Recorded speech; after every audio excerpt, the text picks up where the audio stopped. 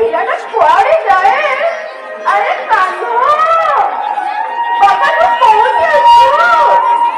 ଆରେ କାହ୍ନୁ, ଏ ମାର ବିପଦଟା ଏ ପିଲା ବୁଝି ପାରେନି। କୁଆଡେ କୁଆଡେ ଚାଲିଯାଏ। ଏ ଗୋପପୁରବାସୀ ଖାଲି ମା ନାଁରେ ଅଧିକ କର। କେବେ ମୁଣ୍ଡେ ମାଟି ଖାଇଛି, କେବେ ମୁଣ୍ଡେ ଦହି ହାଣ୍ଡି ଫୋପାଡ଼ିଛି। ନା ନା, ମୋ ପୁତ୍ର ସେମିତି ନୁହଁ, ମୋ କାହ୍ନୁ ସେମିତି ନୁହଁ। ଆରେ ମଧୁମଙ୍ଗଳ, କାହ୍ନୁ କୋଉଠି ଅଛି ମୁଁ ପାଉନି।